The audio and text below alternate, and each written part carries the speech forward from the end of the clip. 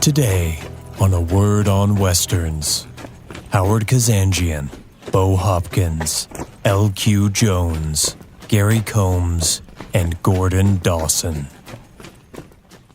I don't know how prepared Sam really was. He knew what the story was all about. He knew what the theme was about, but he would come to work, usually the last one after we were all there sitting and waiting, and then he'd stall.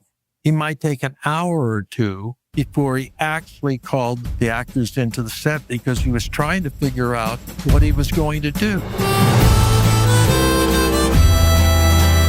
Welcome to A Word on Westerns, where we talk to the greatest Western creators of yesterday, today, and tomorrow.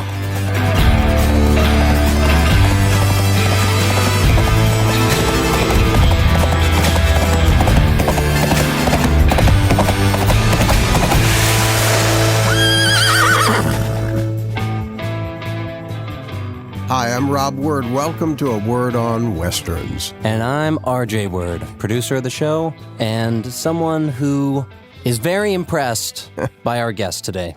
Well, I can understand why you were impressed with him, and it was fascinating for me to get Howard Kazanjian on as a guest because I know his credits, which included producing Raiders of the Lost Ark and Return of the Jedi and The Rookie with Clint Eastwood. But what really got my attention, because the show is called A Word on Westerns, is that Howard was the first AD, assistant director, on The Wild Bunch, and he never got fired, even though about 70% of the people who worked on that film did. Well, everyone knows that Sam Peckinpah is, the easiest director to work with of all time.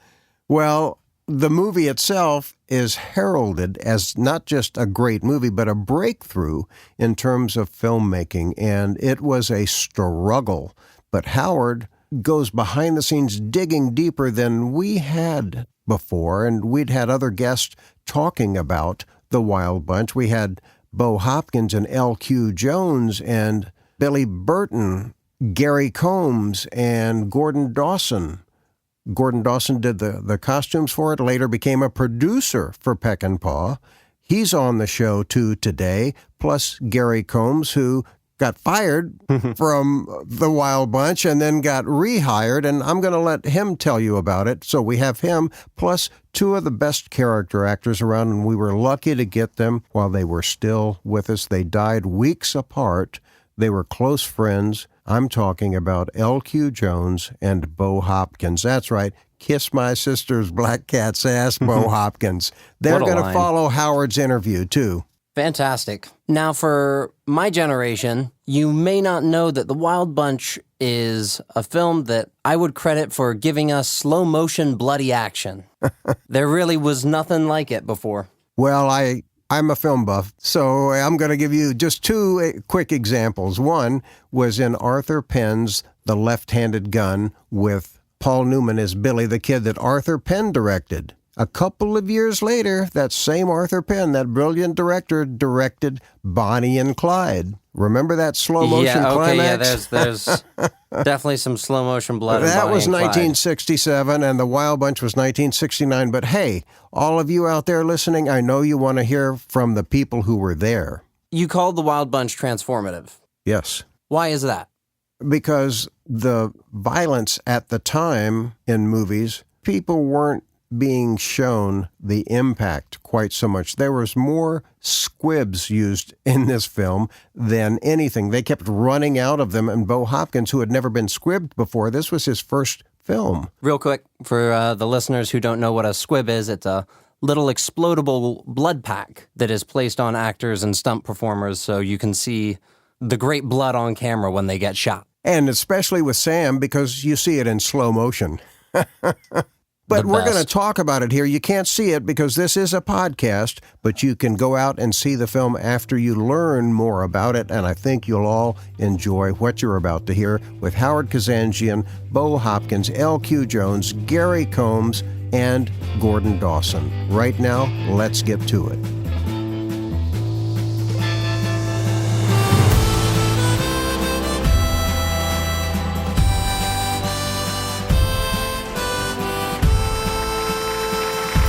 And we have some excitement for you today because we're talking about exciting movies. One of them is the Bible. Well, we call it the Bible. It's The Wild Bunch, and we have the assistant director of that film, Howard Kazanjian. Well, that name, you probably saw it in the credits of Raiders of the Lost Ark and the Clint Eastwood The Rookie, but we really want to know about bloody Sam Peckinpah, so Howard's going to tell us about it. Come on in, Howard. How was that? That was good. Okay, have a seat. Thank you. Nice to see you, sir. Nice to be here. Well, I also forgot to mention that he is quite the author. He and Chris Ince have come out with several books together about the movies. They did one on Roy and Dale, Hollywood's Golden Couple. They did one on Republic Studios, but they've just come out with one called The Straight Lady. And they're talking about Margaret Dumont. And that's a terrific book, too. So, Howard, go out and buy those books. You'll love them. And also, you're going to love Howard. He's an interesting man. What do you know about the Wild Bunch that none of us know? Well, I can tell you many stories. But first, I'd like to say, think back to 1968. We didn't have telephones. We didn't have cell phones. We didn't have faxes. We didn't have the internet. We were in Torreon and Paras, a little motel with an office about the size of 2 telephone booths. There was a telephone there that if I wanted to use the hotel telephone, I had to make an appointment. And usually the time they gave me, we were out on the set. It was a time, think about it, Martin Luther King was killed, LBJ and the war, Vietnam. And here we were like a military being sent to Mexico. It was not the type of Mexico. It was not the accommodations of what one would think they have today. That's where I wanted to start. I want to put you in that position. I'm thirsty already. But from what I understand, there was a lot of drinking going on. How was that to deal with as an assistant director, wanting people when you needed them, and were they always prompt and always there? Yes, I've heard since that there was a lot of drinking going on, but it wasn't during the day. It wasn't on the set. It was in the evening. It was many of the crew and actors going out to the local bars and drinking and getting drunk. And I think it was part of their celebration from the difficult days of shooting in Mexico, hot weather, difficult situations. We had huge cameras, huge lights. It wasn't as easy as it is today. It was challenging. Sam's last movie, the one prior to that, well, he'd been fired from Cincinnati Kid because he was shooting, according to Marty Ransohoff, a black and white porno movie. And he says, get rid of this guy. And Major Dundee had been not successful. And here he is in Mexico with, it sounds like complete freedom because nobody can get to him. How were you brought into the fold with that? Well, at first, I think that he was under a lot of pressure because of his previous films, and he was in Mexico where he had a great deal of freedom. He had a very supportive producer, Phil Feldman, and he had a new administration back at Warner Brothers, the Kinney administration at Warner Brothers. So those were the challenges. Sam was a difficult person, as I'm sure many before me have talked about, but I think he was under a great deal of pressure, and I think that people didn't treat him as perhaps they should have.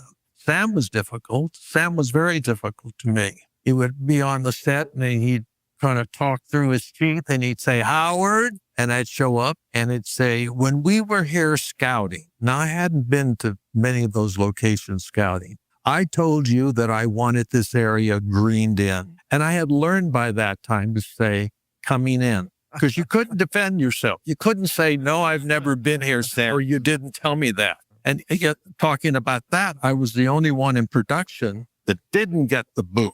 The first assistant director was fired. Everybody was fired. There was 70% of the crew was fired for one reason or another. And I never knew if it was Sam giving the orders or Bill Farella, who was the production guy, or even Phil Feldman. But the chains kept coming. What is the job of an assistant director?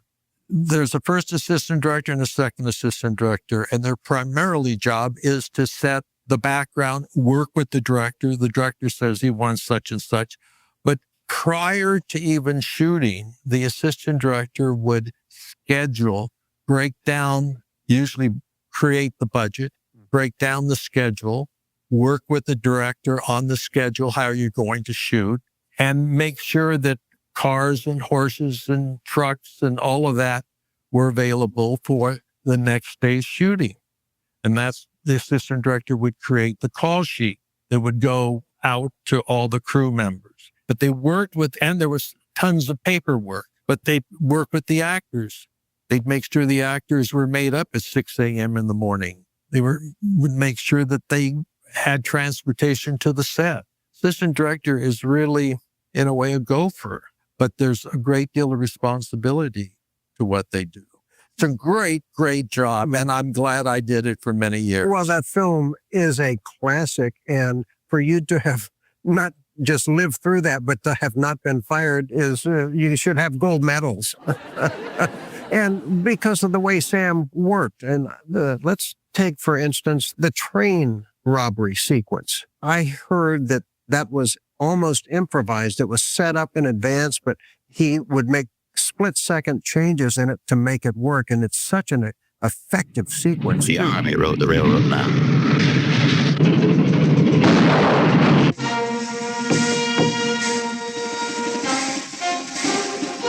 How difficult is that for everybody? It's difficult if you're not prepared.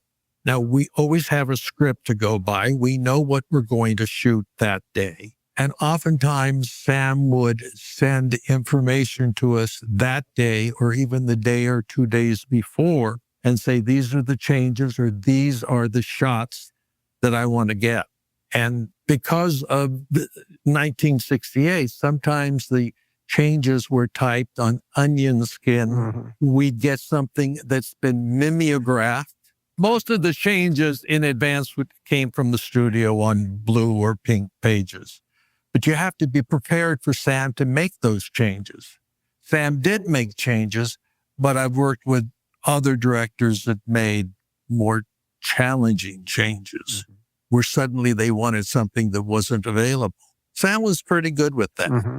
And as difficult as Sam was, I will say that when the picture was over and he returned months later back to the studio, he came up and he gave me a hug. He was a different guy. And we've heard that same type of story about Henry Hathaway and other tough directors, Otto Preminger, whatnot. What do you think was the cause of Sam's downfall later? I mean, he made wonderful films that have elements, but the consistency that he was able to accomplish in The Wild Bunch, it's a masterpiece. And everything about it works, in the performances by everybody down to the smallest part. It's all very strong. It holds together. Lou Lombardo, I think, was the editor, did a wonderful job weaving the new look that we got for a Western. We had never seen anything like that. No, we hadn't. Sam used a couple of cameras all the time. He'd shoot a scene and then oftentimes reshoot it slightly different or from a different angle. That many directors will do. He had a great script to begin with. His downfall, I don't know. Tired, drugs, alcohol. Don't know the answer to that. When you were working on the film and you saw so many people coming and going, did you have any inclination at all that it was going to end up being what it became, which is a classic? Yes. Well, look at the talent you had. William Holden and Borgnine and Robert Ryan and Strother Martin and LQ and on and on and on. There was talent there. There was talent there even if the director didn't have to talk to them, but the director did talk to them. So you had, even though the crew kept coming and going, you had a great crew. You had a great cameraman, Lucian Ballard. He had a great crew around him. He was there. He knew how to shoot Westerns. And Sam knew how to shoot Westerns. And I think Sam, I don't know how prepared Sam really was. He knew what the story was all about. He knew what the theme was about. But he would come to work, usually the last one after we were all there sitting and waiting, and then he'd stall. He might take an hour or two before he actually called the actors into the set because he was trying to figure out what he was going to do. Case in point, one day we're shooting in the steam room, if you remember that scene. And he came to me and he said, go get Eddie Carrera, the art director. And I got in a car and I drove out. It must have been 20 miles where Eddie was working on another set. He said, Eddie, Sam wants you. We both drove back in different cars. And Eddie said, Sam, what is it you want? And there was a table about this size. And he said, I want this moved from this wall to that wall. And that was about 8 feet, if that. But it gave Sam time to figure out how he was going to shoot that shot.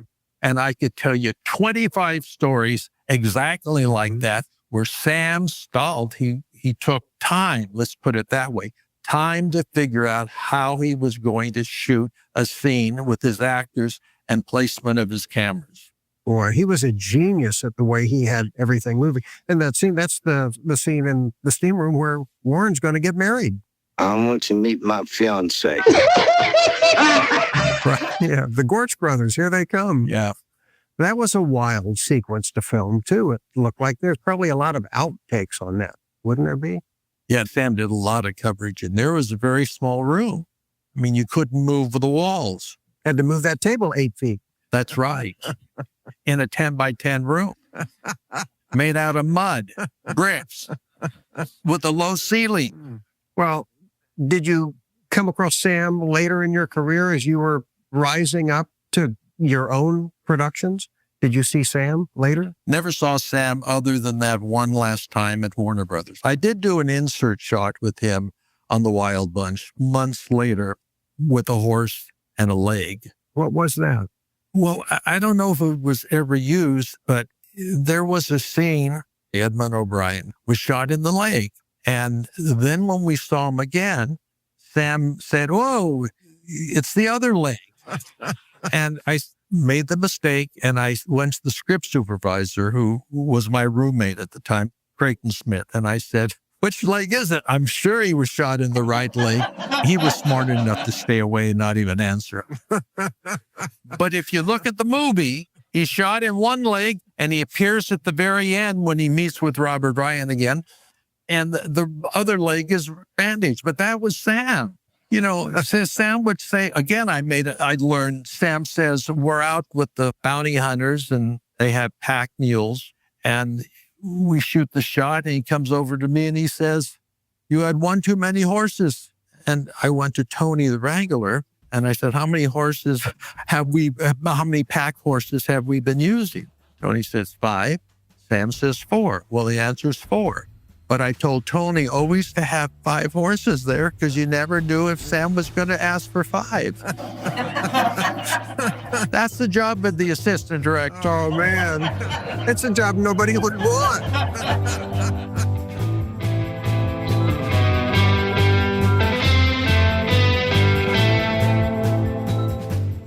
We call The Wild Bunch the Bible because we watch it over and over again. It is so rich in texture and levels of meaning and character, and it just doesn't get much better than The Wild Bunch. Your part, I can visualize it now, where you and Strother Martin are running around claiming which dead body's boots you got to keep. I mean, what a realistic, shocking moment that was in the movie. Not just the shootout, but then to see you scavengers arguing over booty like that.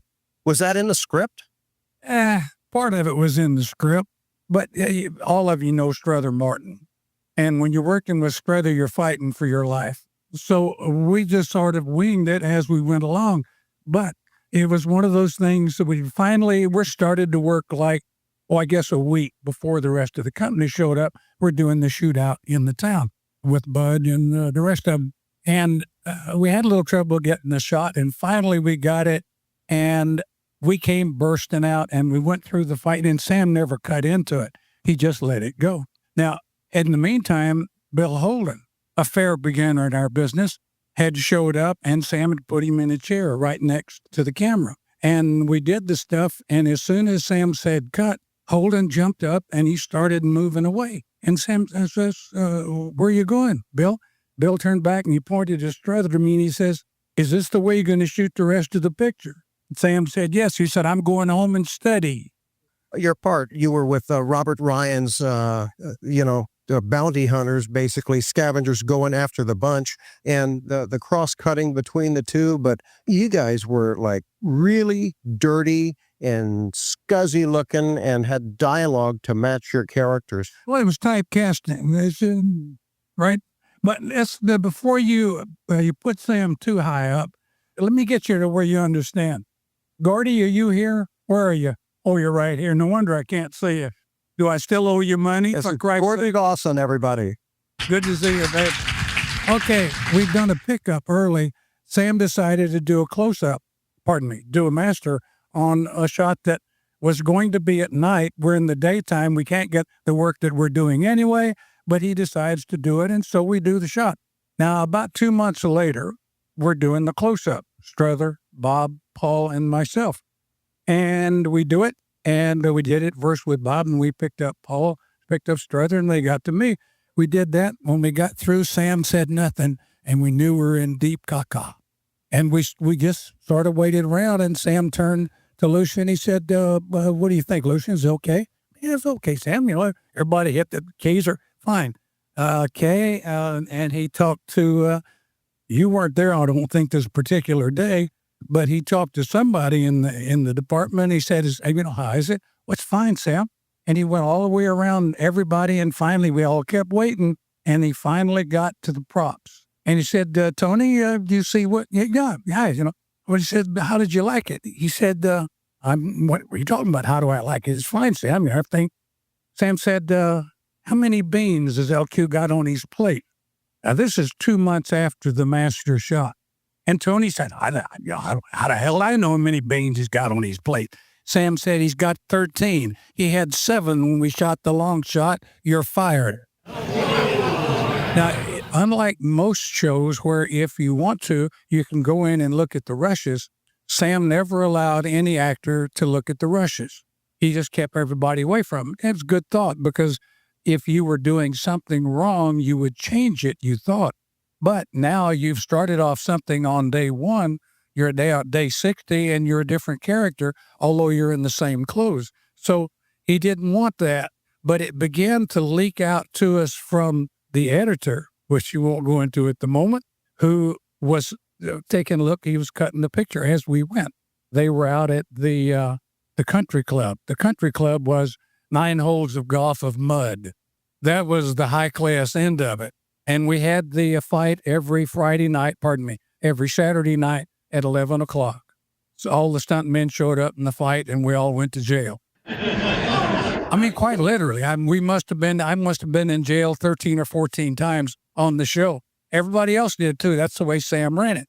But you began to feel that people would do anything in the world other than miss a day of shooting, because something was happening and you didn't quite know what. In talking to the rest of the crew and the cast, that's pretty much the feeling. Something was afoot. We didn't know what it was, but it was fun to be a part of it. I know that it being your first film, the relationship that you developed with Ernie and Bill Holden was really special. And Ben, too, Ben Johnson. And I for my first movie, you must understand that I became friends with Bill Holden. He got me in my second picture, Bridget Remarketing. I did 4 pictures with Ben, dear friend. I did with Strother, and he come to my daughter's birthday party. What a sweet man he was. Dub Taylor stayed up all night with me, helping me memorize Yes, We Shall Gather at the River, because I had a hell of a time with songs. Dialogue too. Nothing's changed. No, but anyway, Dub, God, what an honor it was to know him. All these guys. Ernest Borgnine was like a father to me, too. And I don't know how lucky an actor can be to be in his first movie with all these great, God, they're my heroes. They still are. Now I'm as old as they are. But he's older. I got to go to the reading the next morning. Peckinpah liked to read. We all sitting around a table, and this is a true story. Now, Warren Oates hadn't shown up yet, and I start daydreaming. maybe he won't show up and I'll get to play that part. My first movie, what do I know? And we were reading around the table, and of course I'm into it, and Sam said, wait a minute. He said, Eddie, he says, is that the way you're going to do it? He said, no, Sam, I didn't know you were. So let me see something. Legends, yeah, I'll show you legends. And he said, okay, that's enough. But anyway, he was scared that Eddie wasn't going to do it. In the film, you were squibbed up like nobody had ever been done before. People don't realize that, but when the squibs go off, that sometimes is a little painful. I'd never heard of Peckinpah. And you got to remember, it's 68. And thank God I hadn't, because I squibbed up 26 times. I'd never heard of a squib. They had me in a truck with wires going up my legs, up my butt, up my other legs. And because I'd gone to actor studio just to observe, I wanted to feel it. Bad move. No T-shirt. So when we started shooting, I got shot in the leg and then the shoulder and then the leg, and then I go down. They covered the camera because I've got to shoot camera left, right, and center.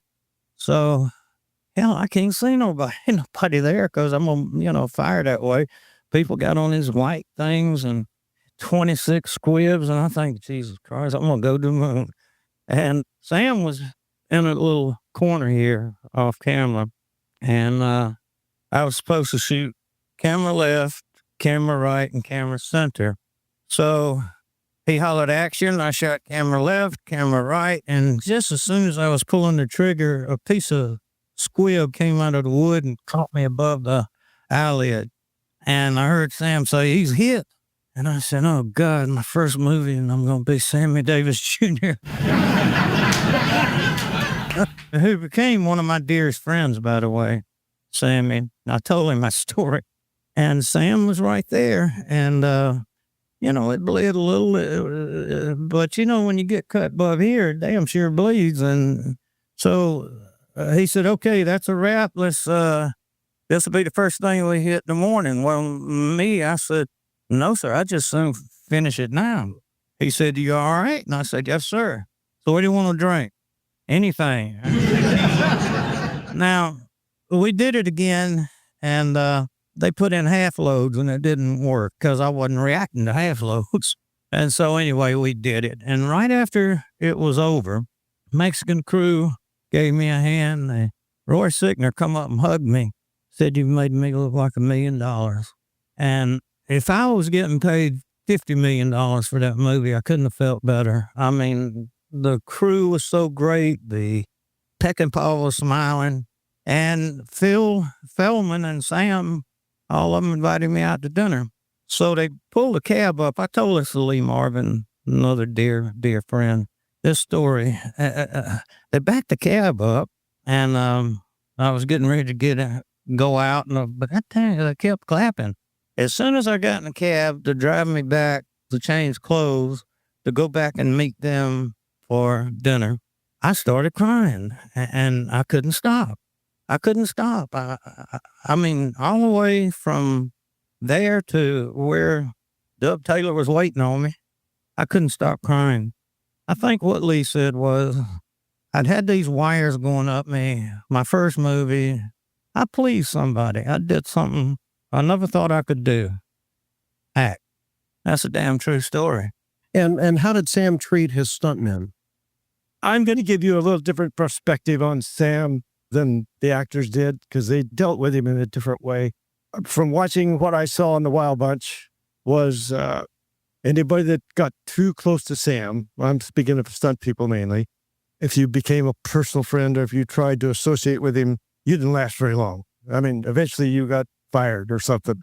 So I'd say, good morning, Mr. Peckinpah, and good night, Mr. Peckinpah. And I went home, and I didn't have nothing to do with Sam except on the set. I think I went to one birthday party, which was for him on Pat Garrett, the Valley Kid. That's the only time socially I was around him. And I think that's why I lasted as long as I did. He fired me about the third or fourth day I worked for him. There was another actor there by the name of Paul Harper, who's yet passed away. And I, for some reason, was doubling him at this particular time. And he had a full beard, a mustache, long hair, crows. And I can't remember the sequence, but all those guys were in it.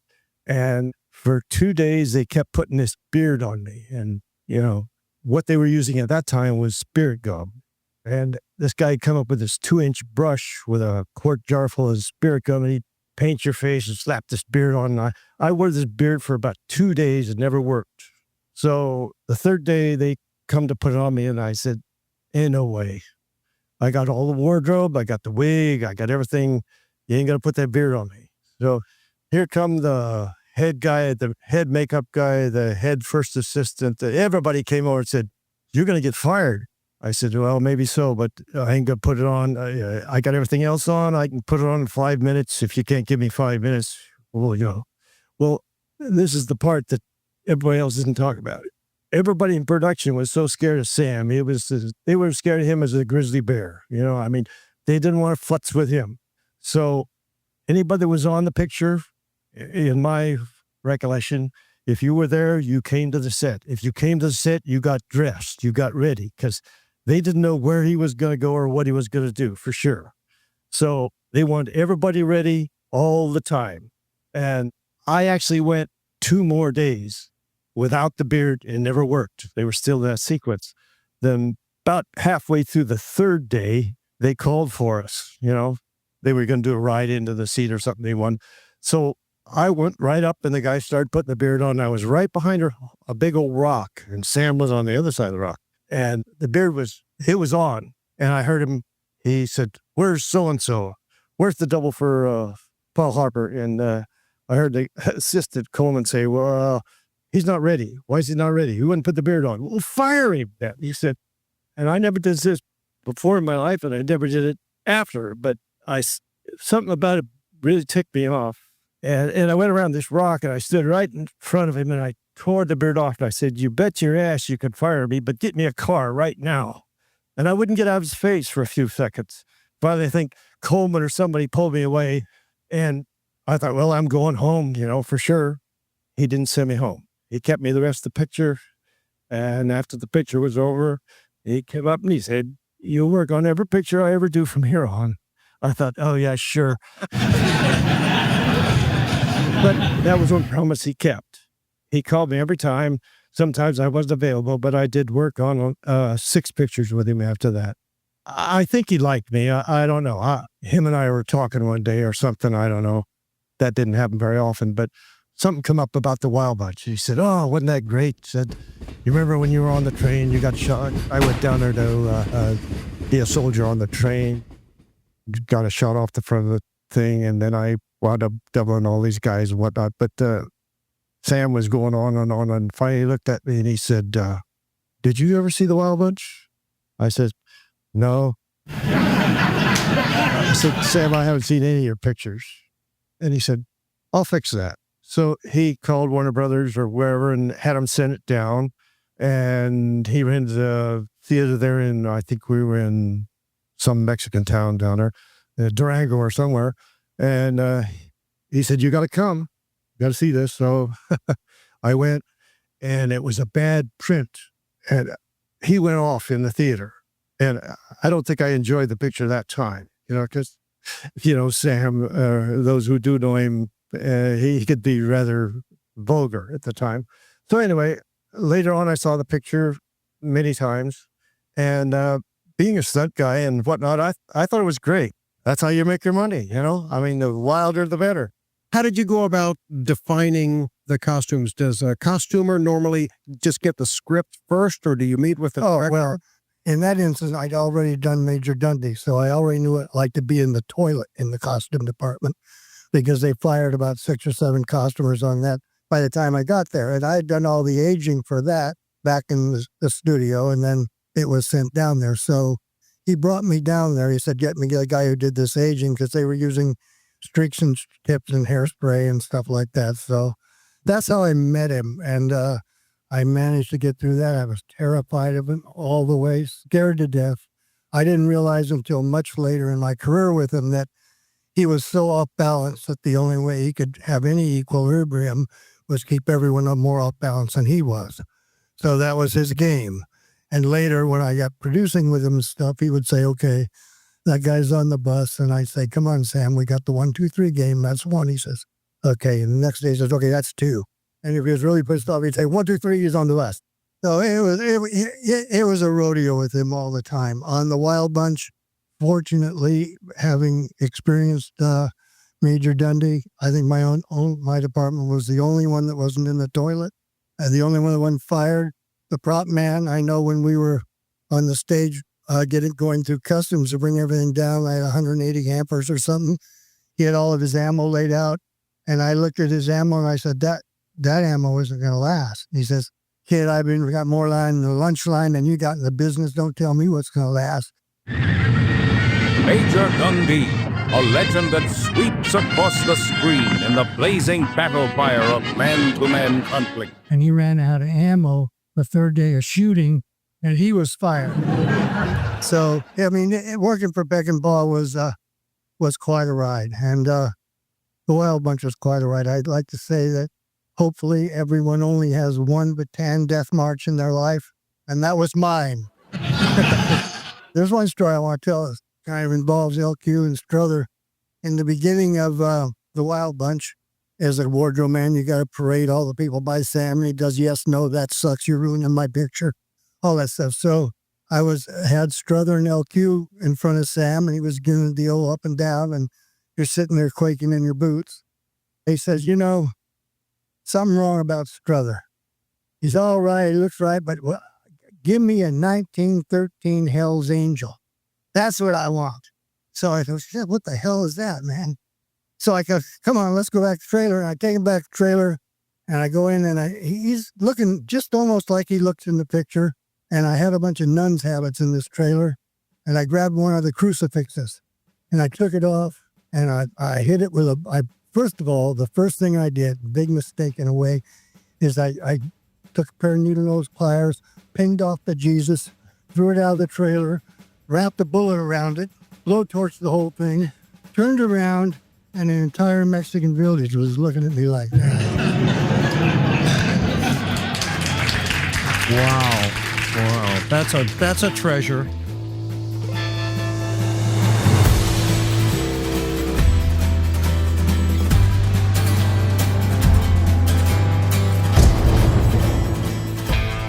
Wow, that was interesting for me. I remember seeing The Wild Bunch when it first came out in the theaters, and I saw it several times. RJ, when did you first see it?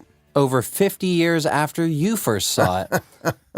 I'm really grateful that I got to see this in the theater the first time that I saw it. You'd held off on showing me the film on DVD because you knew it wouldn't do it justice, the scope of the action between the train chase and what's going on with the bridge there. And I mean, really the opening of that film is something else. If you haven't seen it, check it out. And if you haven't seen it, get off your ass and go see it in a theater where it should be seen. Get off your sister's black cat's ass. Oh, of course. Well, thank you everybody for joining us. Hope you had a good time, and we hope you join us on the next A Word on Westerns. Happy trails. If you enjoy what we do here, please take a moment to follow our show and share these interviews with your friends. You can also find A Word on Westerns on Patreon, Facebook, and YouTube. Thank you, and see you next week on A Word on Westerns.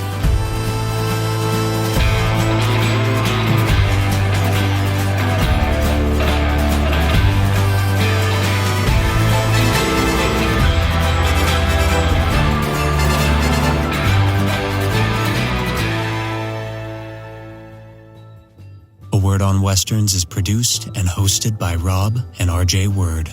Edited by Alex Lockett and Boar and Ebor Dro. Location audio is provided by Richard Reagan. Sound design by Alex Lockett. A Word on Westerns theme song was composed by Corel Pasoda with additional arrangements by Shipwreck Music and RJ Word.